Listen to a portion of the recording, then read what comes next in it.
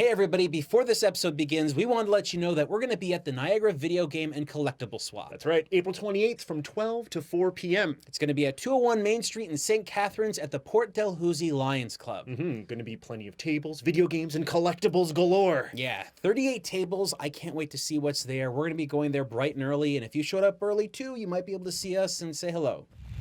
An unreleased arcade game has finally been preserved online. Yes, but it's all shrouded in controversy. Hot take.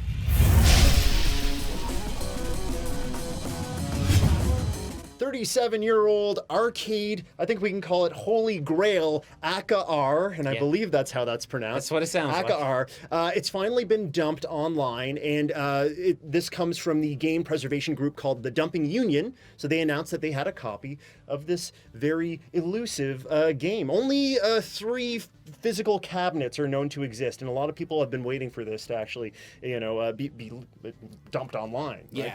Now, for those of you that don't know, basically what it means to dump a game is they're not taking every aspect of the arcade system and digitizing it down to images and then rebuilding it online as a 3D model. Wouldn't that be great? It would be. All they're doing is they're taking the data of the video game, turning that into a ROM file and allowing other people to download it and compile it so that they could use it in emulators like MAME, so they can play it themselves anywhere they are. That's right. So this game, Akka Arrh, let's talk a little bit about what it is. Sure. It's also known as Target Outpost. It was developed by Dave Ralston and Mike Halley, which are 2 developers that are responsible for games like Paperboy. Not a big fan. Not a big fan of Paperboy? Nope. Crystal Castles. Bigger fan of Crystal Castles.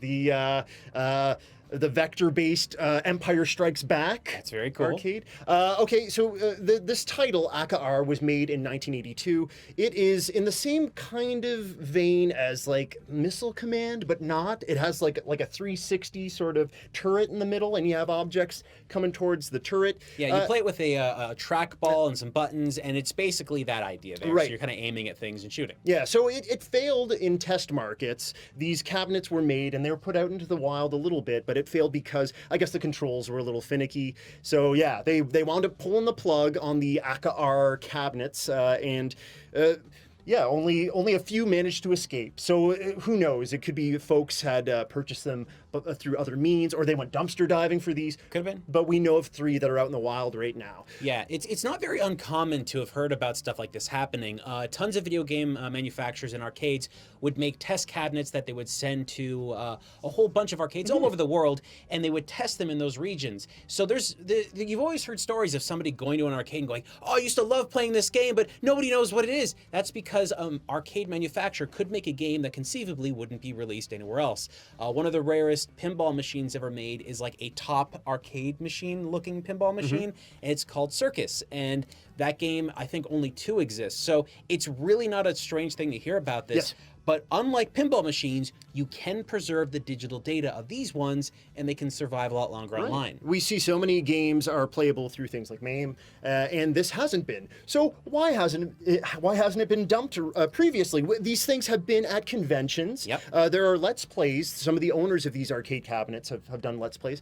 Well, why haven't they been dumped? Why wouldn't they dump these? Well, the reason is that there are a huge group of collectors out there that collect a whole variety of machines, and the idea of having the original ROM files of the game shared online means that they believe the value of the game has been harmed. So the concept is, if you only have 1 copy of an arcade machine and suddenly it's free to download that game anywhere online, that arcade machine becomes a lot less valuable.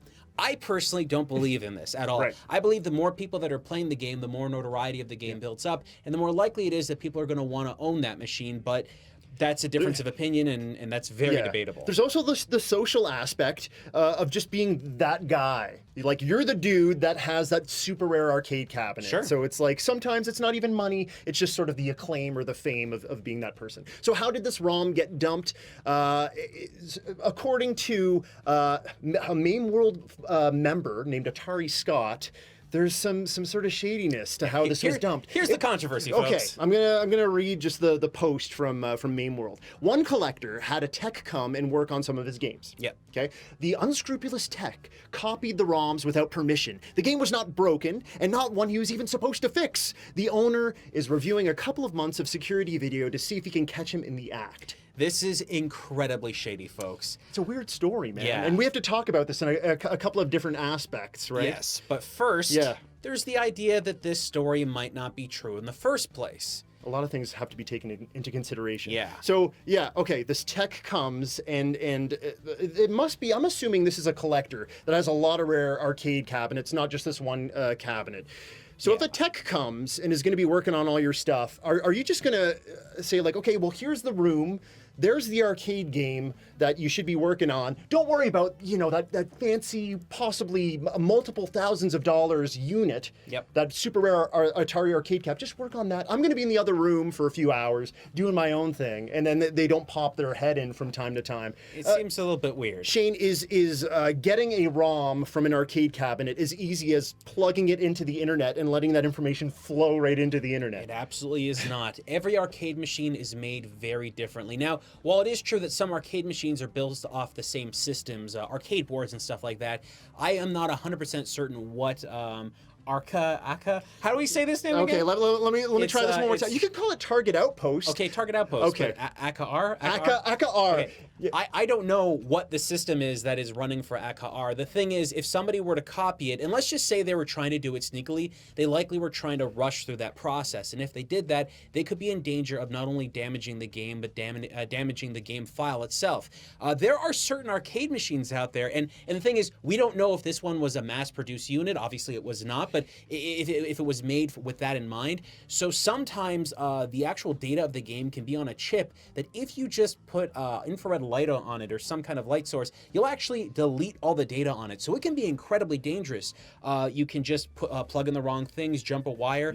You have to be so careful. So not doing this in a really fast way sounds incredibly risky and totally not worth it. Absolutely. So a lot of people are guessing that maybe this story isn't true. I've heard theories that perhaps it is one of the owners of the cabinet that wanted the ROM to be dumped, and then they just kind of made up the story to sort of make sure that they couldn't be thumbed as the person that had done it. And why would they do that? Well, they would do that because, let's say, I have this super rare arcade cab, and you have this super rare arcade cab. I want to see it preserved, and as soon as it's preserved, let's say that their theory on the amount of money the arcade cab's worth is true, and suddenly a $20,000 cab, I'm just pulling this number out of nowhere, is worth $10,000. You would not be very happy. Only 3 people own this thing, so you'd like ask the other guy and then ask me, like you'd be able to thumb me as the person, and then you'd be like, okay, well,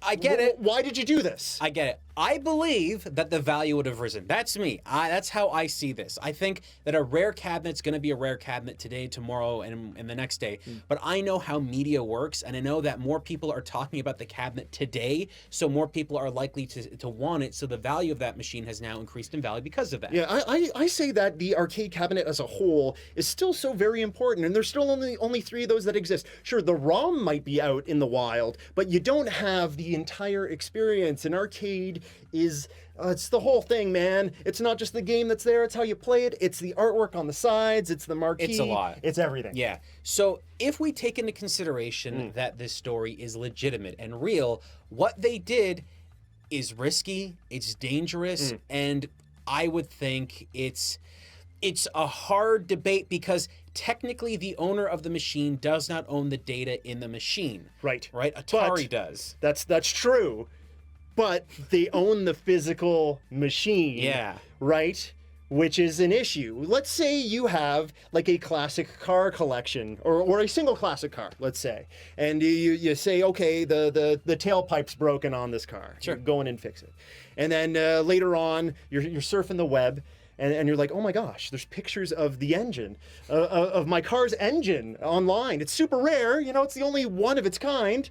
But like you're supposed to fix the tailpipe of my car. Yeah. Why is the engine up there? And then the person's like, it's fine. You know, I know what I'm doing. I know how to put an engine in and take it out. It's an invasion of your property. It's an invasion of your privacy to an extent. And this story is if we were to believe it, he wasn't even looking at the tailpipe. He was looking at a completely different machine. He's looking at a whole other car. It's insane. Yeah. Okay, so I believe that there are a couple situations where it would have been warranted to dump the ROM. For instance, if he was doing if he was looking at that machine specifically and he had to back up the ROM because he was doing some kind of electrical work with it and this was preserving the ROM and keeping it safe and then putting it back on the machine, if he had a digital copy and then he was like, oh, you know what, I'm gonna release this online, that I think would have been fine. Personally, I know a lot of people don't agree with me on that, but that data was not the owner's to share. The owner owns the physical machine, not the data. So I think that should be fine in that regard. However, going to a completely different machine in someone's collection, and Adam and I know several arcade collectors, and we know how much they care about their machines and how much they like to keep, like they spend a lot of money keeping them up and stuff like that. I don't believe it would have been fair for them to do that in that regard because of the danger of it, and just honestly, it's an invasion of somebody's property. Yeah, exactly. Well, yeah, there's that issue, and then there's the sort of precedent that's set in which other collectors might see a story like this come out, and then they'll keep things even closer to their chests. Where we've seen some of these cabinets show up at conventions and things. Well, if they think that there's some way that some people can sneakily mess with something that's super duper rare and expensive, yeah, maybe we'll see less rare and special gem historical items out in the wild. Maybe they'll always be behind closed doors because of the fear of this. There is a concept out there. It's a very strange one, but people like to make fake reproductions of arcade cabinets all the time. And if the idea that this machine could leak out there through a ROM and people could try and just, through random pictures, messily recreate that arcade machine, they could probably be in a situation where they're like, oh, well, I have the real arcade machine, not this person, so you have to get it verified and stuff like that, and people could be scammed buying fake machines.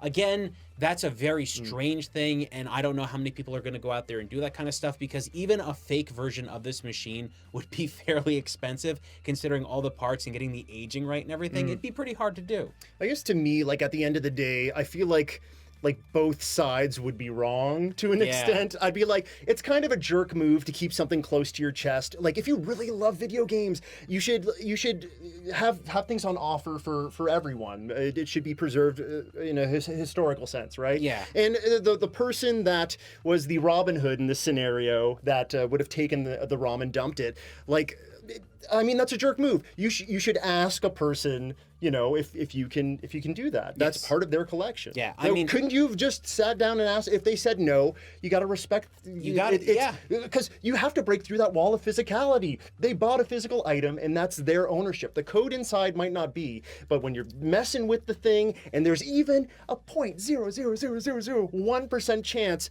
that this ROM could be whatever, the system could be corrupted. Yes. Yeah. Like no, it's wrong. Yeah, it's not like you're putting a patch cable and you're getting the information out. It's a little bit different.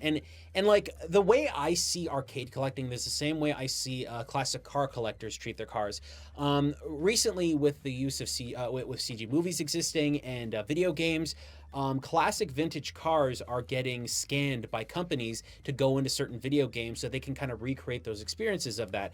I think the Tucker 47 or whatever the name of the car is. I do. It's like rare cars like that are looked at by multiple collectors, and they try to keep care, take as much of care as they can, but they are degrading over time, right? So they have to replace pieces and stuff like that. So documenting that stuff is very, very important. I believe what I would have loved to have seen, and if I were in this position, I would have done something like this myself. And I'll talk about my own experiences a little bit in the next little bit. But basically, if I owned an arcade machine that was that rare and that hard to come by, I likely would have invited somebody from the Strong Museum in Rochester or the National Video Game Museum, someone to come in, take the ROM.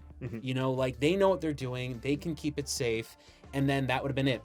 If I had a lot of money to spend, and I know it's different, I probably would have just been like, here, take the machine, keep it safe. Like, I'm altruistic in that regard. That's how I believe that stuff should go. But not everyone thinks like that. But regardless, I think Adam is totally correct. You have to be respectful of the people that own it, despite the fact every bit of me thinks that if you own an arcade machine, you have a duty to go to anyone that knows what they're doing and is skilled and has a background in it, and get them to preserve as much as that arcade machine as they possibly can. That's what your duty should be. It's if you like video games enough, you need to make sure that this stuff doesn't fade away. Yeah, exactly. We can learn so much from that. Like, I'm almost thinking about, this is like kind of pushing things a little bit, but like, if you feel like it's all right to thieve in this way, like why not just break into Nintendo and take all the things that have not been released? Like I know that's pushing things to a much grander extent, but in my mind it's like, well, I don't know. You can't just go around stealing things without permission. No, you really can't. Yeah. Now, here is one example where I can actually talk about my own personal experiences in this. Now, I never owned a super rare arcade machine, but I did own a rare version of a video game called the Hilton Ultimate Team Play set. And that game was released on PSP. Originally were sold nowhere. You couldn't go to a store and buy them. You had to go to a Hilton hotel and work there, and they would loan you a PSP with a game on it to play it. I ended up finding this thing in a I think it was just like a cash, not a cash store, a pawn shop. And it was like a pawn shop, and I thought it was a movie or whatever. I was looking for cool PSP games to play. I got this, didn't work. But then what I did was I did a lot of research. I contacted the developers of the game. This is back when no one was watching Rerez, so it was like a lot of time for me to do this because I'd contact someone, hi, I'm Shane from Rerez. They'd be like, what? And who? Like they didn't care. But I took a lot of time to find out who owned the game, where the game came from. I spoke to the vice president of Hilton. I spoke to the developers of the video game. I spoke to every single person I could to find out as much as I could about that game, to report that information and to show footage online of it existing. So, with that in mind, there came a point when somebody asked me if I could dump the game, and I didn't. And there was a reason.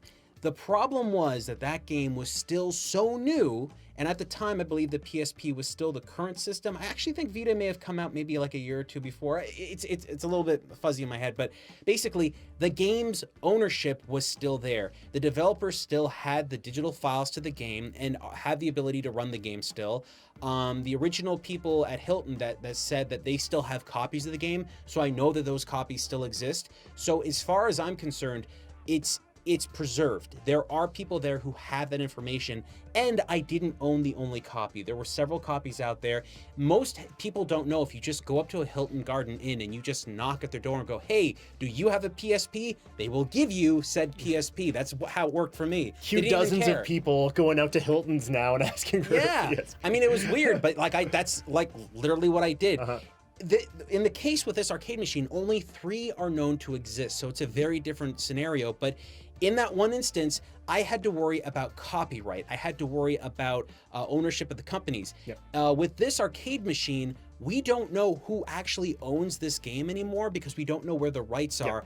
But having the ROM out there in the wild would have been easier to preserve it, because likely the people that own the IP now of Atari do not have the data to that game. I know this because virtually every little bit of the Atari's collection that remained after a huge sale went to the Rochester Museum in the Strong Museum in Rochester. Yeah, so they have virtually everything you could possibly want for Atari there. But I don't know if they have a copy of this game on hand. They might, which is good, but I honestly don't know. For me, when it comes to preservation, I believe it's so important to put that in the hands of the community to take care of, because I think gamers out there are very passionate, are not driven by financial needs to keep these games alive.